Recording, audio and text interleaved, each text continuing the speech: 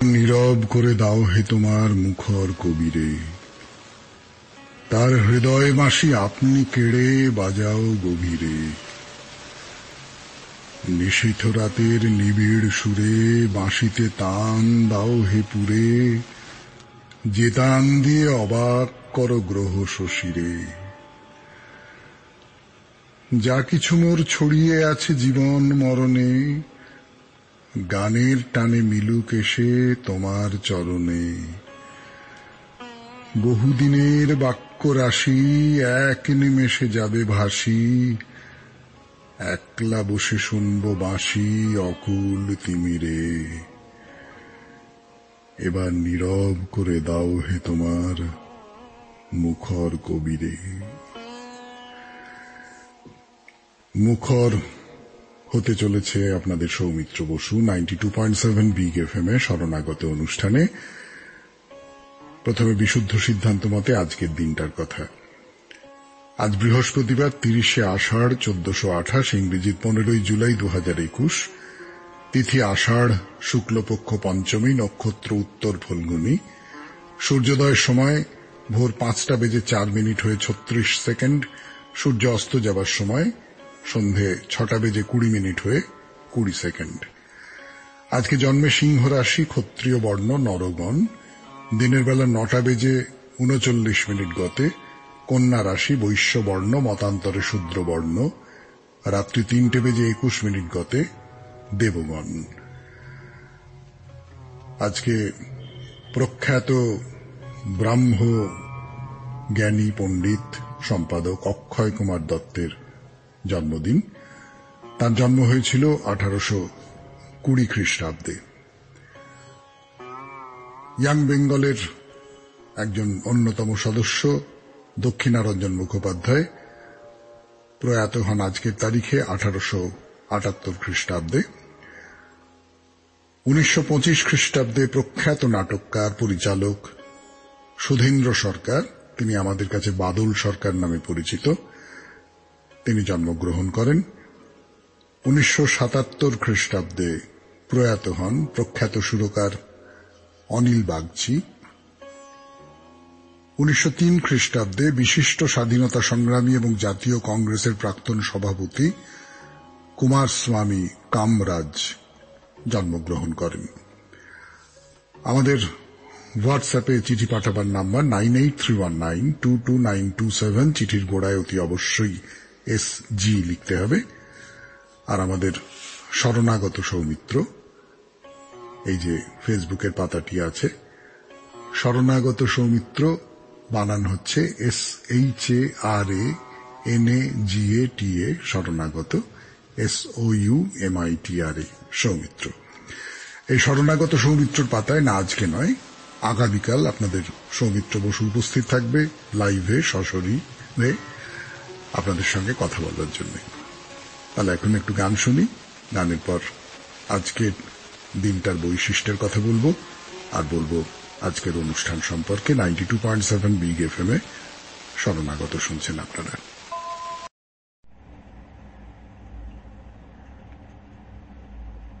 ফিরে এলাম গানের পর গল্প বলার জন্য, ছোটবেলার গল্প। 92.7 বিগ এফএম এ শরণাগত অনুষ্ঠানে।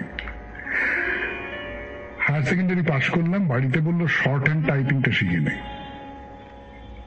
না, আজকাল আর কেউ এরকম বলে না। শর্ট হ্যান্ড টাইপিং এর দিন শেষ। এখন কম্পিউটার শিখে ছেলে মেয়েরা, আরো কত কি শেখে, কত রকমের ট্রেনিং আছে এখন। পৃথিবীটা তো ক্রমশ আরো বেশি করে প্রযুক্তির দখলে চলে যাচ্ছে।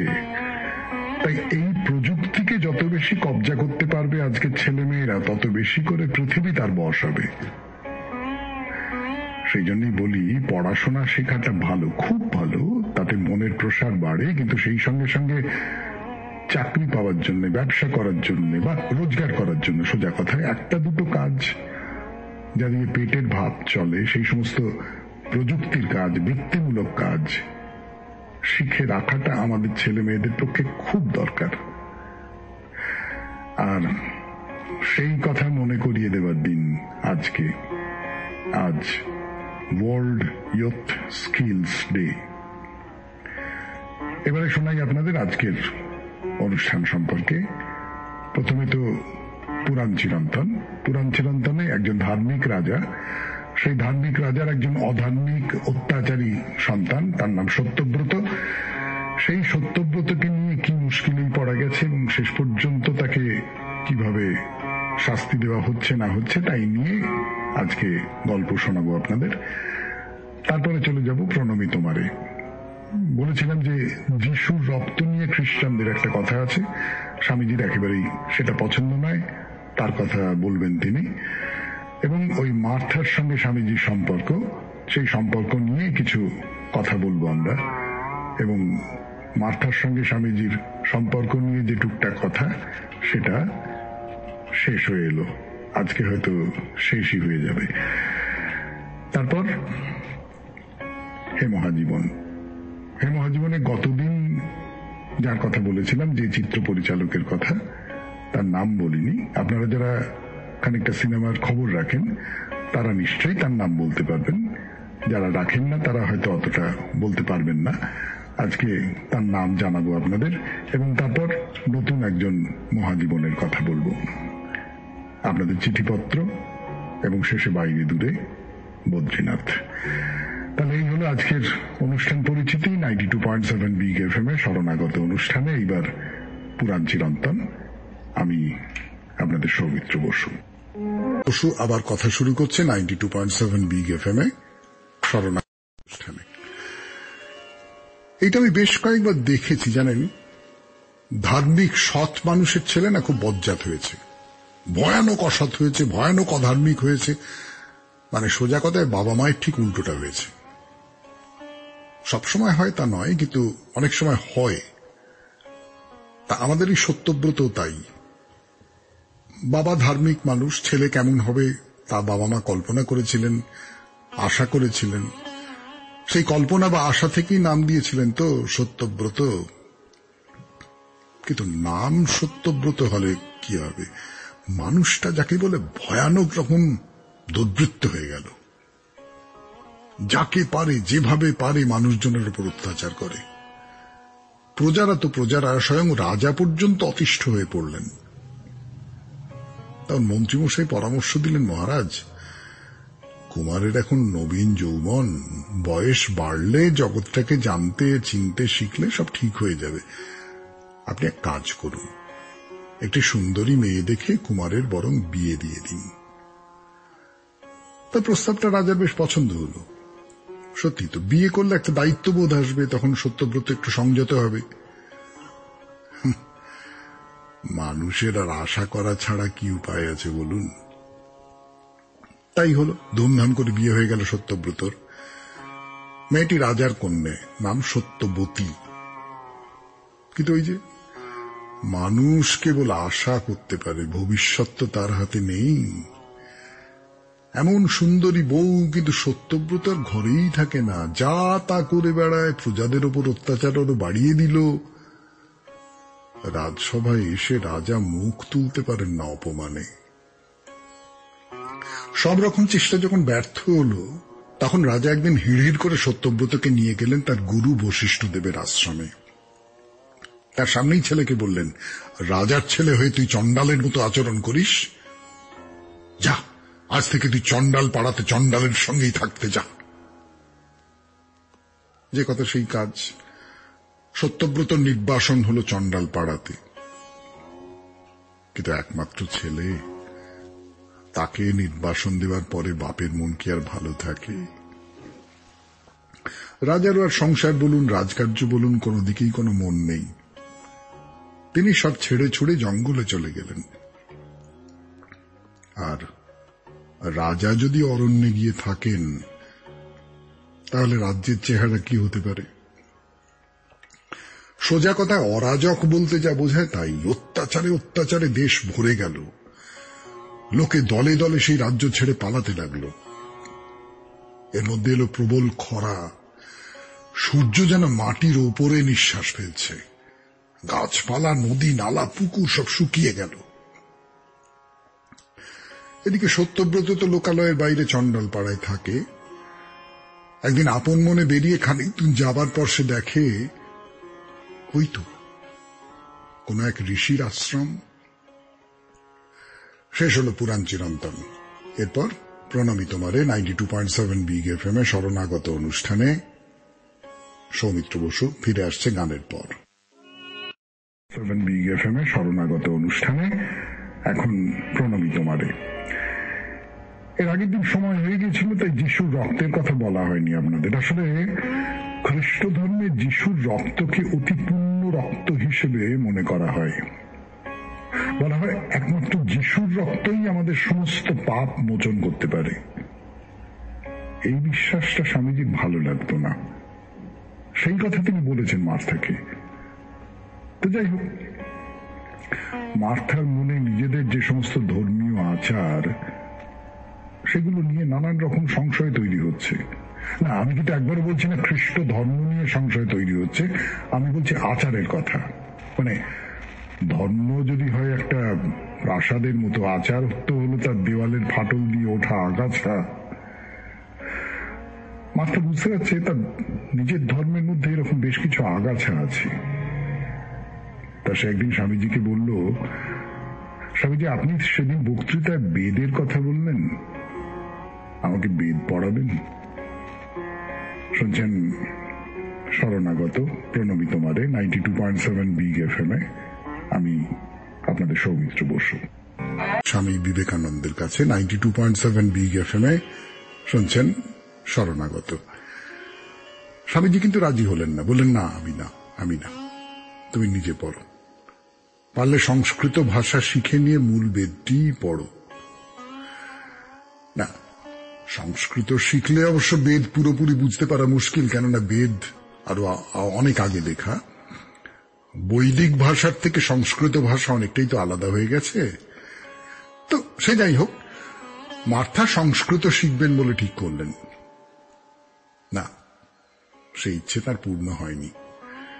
পূর্ণ যে করতে পারেননি তার জন্য তিনি অনেক অনুশোচনা করেছেন, কিন্তু আমার মনে হয় অত দোষ দেবার কিছু নেই। ওই এরকম একটা জায়গা, এই দেশ থেকে কত দূরে, কেউ সংস্কৃত জানে না, সেখানে কে তাকে সংস্কৃত শেখাবে? কিন্তু আমার মনে হয় স্বামীজি তার মনের মধ্যে একটা আলো জ্বেলে দিতে চেয়েছিলেন, স্বাবলম্বী হবার আলো। যা করার তোমাকে নিজেকেই করতে হবে, অন্যের সাহায্যের অপেক্ষায় বসে থাকলে চলবে না। না, মার্থার বেদ পড়া বলুন, বেদ শেখা বলুন, সেসব হয়নি। কিন্তু এর মধ্যে একটা মজার ঘটনা ঘটেছিল, সেই ঘটনাটার কথা আপনাদের বলতেই হবে। মার্থাদের বাড়িতে একটা খুব সুন্দর বাছুর আনা হয় পোষবার জন্য। মার্থা তার নাম দিয়েছিল বেদ। না, বাছুরটি অবশ্য বেশি দিন বাঁচেনি, এবং মার্থার বাবার দৃঢ় বিশ্বাস এত গুরুভার একটি নামের ওজন সেই বাছুর বহন করতে পারেনি। আপনাদের আগেই বলেছি, নর্দাম্পটন শহরে স্বামীজি মাত্র কয়েকটা দিনের জন্য থাকতে এসেছিলেন। তিনি একটা ব্যবসায়িক প্রতিষ্ঠানের কথা মতো ঘুরে ঘুরে ধর্ম নিয়ে বক্তৃতা দিয়ে বেড়াচ্ছিলেন। স্বামীজি চলে গেলেন। মার্থা স্বামীজির কথা বাড়িতে চিঠি লিখে জানিয়েছিলেন। সে চিঠি পড়ে তো মার্থার বাবা একবারে ভয়ানক বিচলিত হয়ে উঠলেন। সর্বনাশ, মেয়ে বুঝে ওই ভারতীয় সন্ন্যাসীর পাল্লায় পড়ে নিজের বাপ পিতামহের ধর্মকে জলাঞ্জলি দিয়ে অন্য ধর্মের লোক হয়ে গেল রে। বাবার সঙ্গে মার্থার প্রবল তর্ক হয়। না, মার্থা শেষ পর্যন্ত তার ধর্ম ত্যাগ করেননি, কিন্তু স্বামীজিকেও ত্যাগ করেননি, স্বামীজিকে ভুলতে পারেননি। বহু পরে স্বামীজি প্রয়াত হবার পর তিনি ভারতে এসেছিলেন। একটা ভারী চমৎকার উপমা দিয়েছেন তিনি। মিশরে বহু হাজার বছরের পুরনো কফিনের ভেতর থেকে শস্য বীজ পাওয়া গেছে, জানেন তো? না, তাতে আশ্চর্যের কিছু নয়, কিন্তু আশ্চর্য ঘটনা হলো সেই বীজগুলো এই 2,5-3 হাজার বছর পরেও কিন্তু পুরোপুরি নষ্ট হয়নি। পুঁতলে এখনো সেখান থেকে গাছের চারা বেরোতে পারে। ভাবনা বলুন, অভিজ্ঞতা বলুন, সেই রকম গাছের বীজ। ঠাকুর শ্রীরামকৃষ্ণ বলতেন, কখন হয়তো উড়ে এসে পড়েছে, সে থেকেই গেল। যতবার তাকে মুড়িয়ে দাও না কেন সে আবার বর্ষার জল পেয়ে মাথা তুলবেই। মাথার ভেতরেও স্বামীজি রোপণ করে গিয়েছিলেন সেই বীজ, অবিনশ্বর বীজ। শেষ হল প্রণবিত মালিক। এরপর হে মহাজীবন প্রথম পর্ব। গতদিন যে চিত্র পরিচালকের কথা বলেছিলাম আজকে শোনাবো তার নাম। আমি আপনাদের সৌমিত্র বসু, শুনছেন শরণাগত 92.7 BFM এ। এলাম গানের পর শুনছেন শরণাগত, শুনছেন 92.7 বিগ FM। হে মহাজীবনে গতদিন যার কথা বলেছিলাম তার নাম বলবো আপনাদের। নাম বলবার আগে তার কাজের কথা বলি। The seventh seal, wild strawberries, through a glass darkly, winter light, the silence, persona, cries and whispers. কে নামগুলো চেনা চেনা লাগছে? আচ্ছা দেখুন তো ইউটিউব খুলে, নিশ্চয়ই এর মধ্যে কোনো না কোনো ছবি পেয়েই যাবেন, চলচ্চিত্র। একটা কথা বলতে পারি, একবার যদি সেই ছবির সামনে বসেন, ছবি দেখা শুরু করেন, সে আপনাকে বসিয়ে রেখে দেবে, নড়তে দেবে না। ছবির পরতে পরতে খুলে যাবে আশ্চর্য, এবং সেটা মোটেই হইচই ভাড়ামো নাচের আকর্ষণ নয়। যার কথা বলছিলাম গতদিনের হে মহাজীবনে, তিনি প্রখ্যাত চলচ্চিত্র পরিচালক ইংমার বার্গম্যান। তার জন্ম হয়েছিল গতকাল 18 জুলাই 14 জুলাই 1918 খ্রিস্টাব্দে। তিনি প্রয়াত হন এই জুলাই মাসেই, 30 জুলাই 2007 খ্রিস্টাব্দে। এবার নতুন একজন মহাজীবনের কথা 92.7 বিগ FM এ শরণাগত অনুষ্ঠানে। আমি আপনাদের সৌমিত্র বসু। এলাম গানের পর 92.7 বিগ FM এ শরণাগত শুনছেন। আমি সৌমিত্র বসু। শুরু করছি হে মহাজীবনের দ্বিতীয় পর্ব, অর্থাৎ নতুন একজন মহাজীবনের কথা। ছেলেবেলায় আমাদের ঈশ্বরচন্দ্র বিদ্যাসাগরের গল্প শোনানো হতো। কত কষ্ট করে লেখাপড়া শিখেছেন তিনি, রাস্তার গ্যাসের আলোয় বই পড়তে হয়েছে। সেসব কথা সত্যি নয়, অনেকটাই লোকের মুখে মুখে তৈরি। কিন্তু আজকে যে মহাজীবনের কথা বলতে বসেছি তার গল্প আমি জানি না, আমাকে অন্তত ছোটবেলায় কেউ বলেনি, কারণ তিনি ঈশ্বরচন্দ্র বিদ্যাসাগরের মতো অত বিখ্যাত মানুষ নন। অমন করে সব মানুষের মনের মধ্যে তার আসন পাতা হতে পারেনি। তার নানান রকম কারণ আছে, তার মধ্যে একটা কারণ যেটা আমার মনে হয়, এই মানুষটি মুখ্যত প্রাবন্ধিক এবং খুব কি বলবো, খুব খুব খুব মাপা ধরনের লেখা লিখেছেন। তাতে পাণ্ডিত্য যতটা আছে, আবেগ মোটেই ততটা নেই। আর মানুষ তো আবেগ পছন্দ করে না, তাই হয়তো তিনি খুব জনপ্রিয় হতে পারেননি। মানুষ গল্প পছন্দ করে, তিনি গল্প বলেননি, তাই খুব জনপ্রিয় হতে পারেননি। কিন্তু যারা তাকে জানেন তারা জানেন কি অসম্ভব ক্ষমতা নিয়ে এসেছিলেন তিনি, কি সব কাজ করে গেছেন এই বাংলায়, এবং কি পরিমাণে বাধা পার হয়ে। বাধা মানে দারিদ্র্যের বাধা তো ছিলই, তার সঙ্গে যুক্ত হয়েছিল ধারাবাহিক অসুখ। কম বয়সে বাবা মারা গেলেন, অসুস্থ শরীরে পড়া ছেড়ে তাকে পয়সা রোজগারের চেষ্টায় নামতে হল। না, পড়া ছাড়লেন কিন্তু পড়াশোনা ছাড়লেন না। কম বয়সী সংস্কৃত আর ফার্সি শিখে নিয়েছেন, হিন্দু ধর্ম সম্পর্কে গভীর জ্ঞান।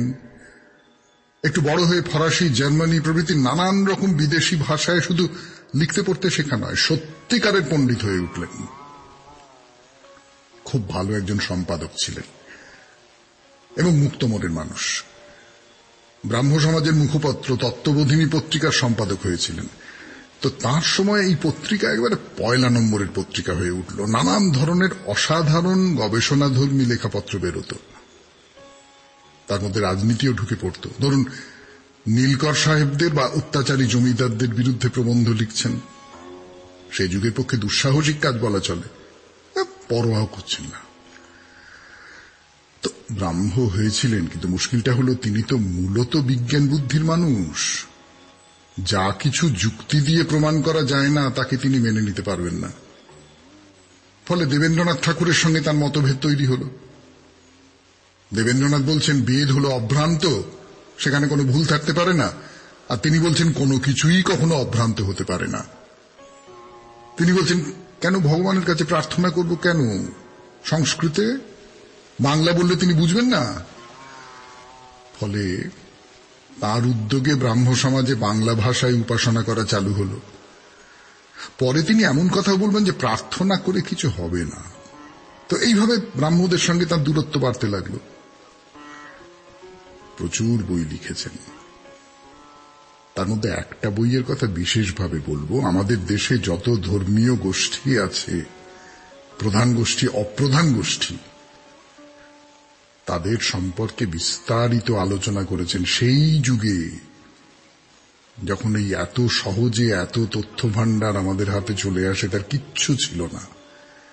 ঘুরে ঘুরে দেখে দেখে, ভাবতে পারেন। শেষ হল হে মহাজীবন 92.7 বিগ এফএম এর শরণাগত অনুষ্ঠানে। এরপর আপনাদের চিঠিপত্রের উত্তর, গানের পর ফিরে আসছি। পড়বার জন্য ফিরে এলো আপনাদের সৌমিত্র বসু 92.7 বিগ এফএম এর শরণাগত অনুষ্ঠানে। ছোটবেলার রথযাত্রা। তখন আমি ষষ্ঠ শ্রেণীতে। হঠাৎ রথযাত্রার দুদিন আগে বাবা বললেন, এবার তোদের রূপোর রথে সোনার ঠাকুর দেখাবো। আমি তো অবাক। রূপোর রথ, তাতে আবার সোনার ঠাকুর, এরকম হয়? যাক, নির্দিষ্ট দিনে বাবা মা আর ভাইয়ের সাথে খুব সকাল সকাল ট্রেনে চেপে চলে গেলাম নসিপুর। নসিপুর রাজবাড়ির পাশেই আছে রামানুজ সম্প্রদায় মহান্ত আখড়া। সেখানকার মন্দির থেকে রথ বেরোবে, কিন্তু শুধু বিকেল বেলায়। কি হবে এবার? আমরা তো সাত সকালেই চলে গেছি। বাবা বললেন, চল আজিমগঞ্জ ঘুরে আসি। সকলে আবার ট্রেনে চেপে জিয়াগঞ্জ হয়ে আজিমগঞ্জ গেলাম। সেখানে ভাগীরথীর পশ্চিম তীরে বড়নগরে মুর্শিদাবাদের সবচেয়ে বিখ্যাত বড় মন্দিরগুলো দেখলাম। সেই মন্দিরগুলো নাটোরের রানী ভবানীর দ্বারা নির্মিত। সেখানে ভবানীশ্বর, চারবাংলা ও মঠবাড়ির মন্দিরগুলো দেখলাম। এই মন্দিরগুলোতেও বিষ্ণুপুরের মতো পোড়া মাটির অলঙ্করণ আছে। তাতে রামায়ণ মহাভারতের কাহিনী, পৌরাণিক চিত্রকল্প, কৃষ্ণলীলা ও বিভিন্ন সামাজিক দৃশ্য ভাস্কর্যের অসামান্য দক্ষতায় রূপায়িত হয়েছে। এসব দেখে আবার চলে এলাম নসিপুর মহান্ত আখড়ায়। সে বিরাট এলাহি ব্যাপার। একসাথে 5টি রথ, প্রথমে কাঠের রথ, তারপর পিতলের বিশাল রথ, তারপর লোহার রথ, এরপর নসিপুর রাজবাড়ির স্টিলের রথ, আর সবশেষে রূপোর রথে সোনার ঠাকুর। সব রথেই কিন্তু জগন্নাথ নেই, কোনোটায় মদনমোহন, কোনোটায় আবার রাধাকৃষ্ণ। রথের রশি ধরে হাজার হাজার মানুষ এগিয়ে চলছে। রথ নসিপুর রাজবাড়ি থেকে জগৎ শেঠের পুরনো বাড়ি পর্যন্ত যাবে। সেখানে মাসির বাড়ি ভেবে পুজো করে আবার আখড়ায় ফিরিয়ে নিয়ে আসবে। আমরা অত হাঁটতে পারবো না, তাই রশি ছুঁয়ে ওখানেই প্রণাম করলাম। আগে নাকি সোনার রথ বেরোতো, তবে এখন ওই 5টা রথ একসঙ্গে বের হয়। 4টি আখড়ার, একটি রাজবাড়ির। পিতলের রথটার নাম আবার পাগলা রথ। সেটা কেউ কন্ট্রোল করতে পারে না, নিজের খেয়ালে চলে। এই চমৎকার অন্য রকমের চিঠিটি পাঠিয়েছেন স্বপ্না পাল, বেলঘুরিয়া, দেওয়ানপাড়া থেকে। পরে চিঠি।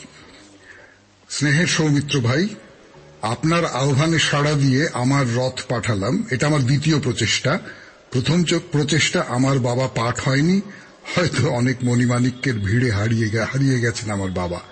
না না, এরকম করে বলবেন না। কোনো কারণে পৌঁছয়নি বা এখনো পর্যন্ত পড়া হয়নি, নানান রকম হতে পারে। তো আমার প্রথম রথ দেখা 60 বছর আগে, 5-6 বছর বয়সে বাবার হাত ধরে পূর্ব বাংলার খুলনা জেলা, অধুনা বাগেরহাট জেলার যাত্রাপুরের রথ।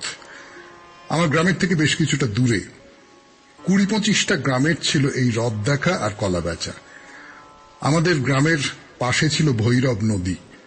মা কাকিমারা যেতেন নৌকো করে, আমরা ছোটরা যেতাম হন্টন যুগে বাবা কাকার হাত ধরে। মেলায় পৌঁছে আমার চক্ষু চড়ক গাছ, কত মানুষ, কত পসরা, খাবারের দোকান, নাগরদোলা, খেলনা। রথ কই? বাবা আমায় কাঁধে তুলে দড়ি টানতে টানতে বললেন, রথে দেখো ঠাকুর জগন্নাথ, বলরাম, সুভদ্রা। আমি অবাক হয়ে দেখলাম বড় বড় চোখ, হাত নেই, 3টে পুতুল সুন্দরভাবে সজ্জিত। আমি সম্মোহিত, বাবার কথায় প্রণাম করলাম। হিন্দু মুসলমান সবাই টানছে প্রভুর রথ, মুখে বলছে জয় জগন্নাথ। পাঁপড় ভাজা, জিলিপি, আরো কিছু খেয়ে ছোট নাগরদোলা চড়ে কিনলাম একটা কাঠি সহ ছোট ঢাক। ভাই বোন সহ জগন্নাথ দেবের পুতুল, গলায় ঝুলিয়ে নিলাম ঢাক। খুড়তো দাদা কিনল বংশী। ফেরবার পথে জ্যোৎস্নার আলোয় দাদার বংশীর ধ্বনি আর আমার ঢাকের আওয়াজে চরাচর মুখরিত। বাড়িতে এসেও কিছুদিন চলল বংশীর ধ্বনি আর ঢাকের তাণ্ডব লীলা। খুব ভালো, খুব ভালো, খুব চমৎকার। নিজের ছোটবেলার রথ চালানো, তাই নিয়ে অনেকগুলো চিঠি এসেছিল, রবিবারে শুনিয়েছিলাম। এটা হলো রথ দেখা, এবং আপনার সঙ্গে সঙ্গে বা আপনাদের সঙ্গে সঙ্গে আমরাও দেখে নিলাম এই রথ, অন্য রকমের সব রথ। ভারী ভালো লাগলো, আমার তো খুব ভালো লাগলো। এখন শ্রোতাদের কেমন লেগেছে সেইটা তো পরে জানতে পারা যাবে চিঠিপত্রের মধ্যে দিয়ে, কিন্তু আপাতত চিঠিপত্র শেষ। এবার বাইরে দূরে 92.7 বিগ এফএম এ শরণাগত অনুষ্ঠানে গানের পর ফিরে আসছে আপনাদের সৌমিত্র বসু। বদ্রীনাথ 92.7 বিগ এফএম এ শরণাগত অনুষ্ঠানে সৌমিত্র বসু এখন আপনাদের নিয়ে পৌঁছে গেছে বদ্রীনাথে। তো পৌঁছে গেছেন সারাদিন ধরে বাসে, এখন তো একটু হোটেলে গিয়ে হাত পা ছাড়িয়ে নেবার সময়। কিন্তু যার কাছে এলাম তাকে একবার দর্শন না করেই খাওয়া শোয়ার দিকে চলে যেতে কি মন চায়? বুঝি বুঝি, সবই বুঝি। তা বেশ, তো এক ঝলকের জন্য একটু দেখে নিন মন্দির, না দেখতেও খুব ভালো লাগবে। আমার কি একটা মনে হয়, এই যে পাহাড়ের মন্দিরগুলো অনেক সময় দেখবেন বেশ রংচঙে হয় না? তার একটা কারণ এই যে বিশালতা, তার মাঝে মানুষ যেন প্রাণপণে নিজের ঔজ্জ্বল্যকে প্রমাণ করতে চায়। জানি না এই কথাটাকে যুক্তি দিয়ে দাঁড় করাতে পারবো কিনা, কাজে তর্কে যাব না। এইটুকু শুধু বলবো, বদ্রীনাথের মন্দিরটি দেখতে চমৎকার, বেশ নানান রং দিয়ে সাজানো, সুন্দর লাগে। কিন্তু এক্ষুনি দেবতা দর্শনের দরকার নেই, সেসব কাল হবে, কাল সকালে। কেমন? শুনছেন শরণাগত 92.7 বিগ এফএম এ, আমি আপনাদের সৌমিত্র বসু। ছিলাম আপনাদের কাল সকালবেলা মন্দির দর্শন হবে, প্রতিমা দর্শন হবে। 92.7 বিগ এফএম এ শরণাগত অনুষ্ঠানের শ্রোতা যারা, তারা সবাই মিলে আমরা দর্শন করব। আমার মনে হয় মন্দির দর্শন করবার পক্ষে সকালবেলাটাই ভালো। আকাশ নির্মল, বাতাস নির্মল, মন নির্মল। এই সময়টাই তো নির্মলতার যিনি প্রতিনিধি, যিনি প্রতিমা, সেই দেবতাকে দর্শন করতে হয়, তাকে পুজো দিতে হয়। অতএব সকালবেলা মুখ হাত ধুয়ে সম্ভব হলে স্নান করে নিয়ে মন্দিরে চলুন। স্নান নিয়ে দুটো কথা আছে। স্নানটা নিশ্চয়ই আপনি হোটেলে সেরে নিতে পারেন, আবার ওখানে একটা গরম জলের কুণ্ড আছে, মানে পাশেই তো অলকানন্দা নদী, নদীটা পার হয়ে দেখবেন ওই কুণ্ড, সেখানে বহু মানুষ স্নান করছেন। একটা বাঁধানো চৌবাচ্চার মতো, তাতে অনেক মানুষ বেশ ঘেঁষাঘেঁষি করে স্নান করছেন। এতে আপনার যদি একটু অস্বস্তি হয়, আমি অন্তত আপনাকে দোষ দিতে পারবো না। না, এমনিতে অন্য সব ব্যবস্থা কিন্তু খুব ভালো, জামা কাপড় ছাড়ার বন্দোবস্ত আছে, সবটাই ঠিক আছে। যাই হোক, হোটেলে কিংবা কুণ্ডে সেটা বড় কথা না, স্নান করে নিয়ে চলুন, লাইন লাগাই। দেবতাকে দর্শন করতে হবে তো, তাড়াহুড়ো করবেন না কিন্তু। দেবদর্শনে তাড়াহুড়ো করতে নেই। বিশাল লাইন পড়ে, হাতে অন্তত 2 ঘন্টা সময় রাখবেনই। যথা সময়ে আপনার পালা আসবে। ভেতরে ঢুকলেন, কুচকুচে কালো কোষ্ঠী পাথরের তৈরি দেব বিষ্ণু, মাথায় সাদা মুকুটে লাল কারুকাজ, কপালে তিলক, বড় বড় দুটি চোখ মেলে আপনার দিকে তাকিয়ে আছেন, বাকি অঙ্গ ফুলের মালায় ঢাকা। পাশে লক্ষ্মী দেবীর ছোট মূর্তি, পোশাকে গয়নায় আপাদমস্তক ঢাকা পড়ে গেছে। আরো মূর্তি আছে এই মন্দিরে, সেসব দেখলেন, দর্শন শেষ। কিন্তু বদ্রীনাথে কি শুধু মন্দির দেখেই ফিরে যাবেন? না, কোনো সন্দেহ নেই বদ্রীনাথকে দর্শন করাই আসল উদ্দেশ্য ছিল আপনার, কিন্তু একটু আশেপাশে ঘুরে দেখবেন না? আবার কবে আসা হবে কে জানে। চলুন তাহলে ব্যাস গুহা দেখে আসি। ব্যাসদেব এই গুহায় বসে মহাভারত রচনা করেছিলেন, মানে বলা বাহুল্য এ হলো কিংবদন্তি। সত্যি সত্যি এমনটা ঘটেছিল কিনা সেটা দায়িত্ব নিয়ে বলতে পারবো না, কিন্তু বাস্তবের সত্যটাই কি একমাত্র সত্য? কল্পনার সত্য, বিশ্বাসের সত্য, এগুলো কি কিছু নয়? আরো একটা কারণে এই ব্যাসদেবের গুহা দেখতে যেতে বলছি আপনাদের। বদ্রীনাথ থেকে একেবারে পাশেই বলতে পারেন, 3-3.5 কিলোমিটার দূরে হবে, মানে হেঁটেই যাওয়া যায়। ইচ্ছা করলে গাড়িতেও যেতে পারেন। মানা বলে একটি গ্রাম আছে, বদ্রীনাথ থেকেই 3-3.5 কিলোমিটার দূরে, মানে হেঁটেই যাওয়া যায়, ইচ্ছে করলে গাড়িতেও যেতে পারেন। মানা বলে একটি গ্রাম আছে, সেই গ্রামে ঢুকবার মুখে তোরণে লেখা আছে লাস্ট ইন্ডিয়ান ভিলেজ, অর্থাৎ এই হলো আমার দেশের শেষ গ্রাম, শেষ জনপদ। এইখানে গিয়ে দাঁড়ালে বুকের মধ্যেটা কেমন করে ওঠে। এই আমার দেশ, এই সে দেশের একটা প্রান্ত। এখান থেকে আমরা যাব ব্যাস গুহা দেখতে, কিন্তু আজকে নয়, আগামীকাল 92.7 বিগ এফএম এ শরণাগত অনুষ্ঠানে। আজকে তাহলে শরণাগত শেষ করি। আমাদের হোয়াটসঅ্যাপে চিঠি পাঠাবার নাম্বার আপনারা জানেন, 9831922927। চিঠির গোড়ায় অতি অবশ্যই SG লিখতে হবে। আর আমাদের যে ফেসবুকটি আছে তার নাম শরণাগত সৌমিত্র, SHA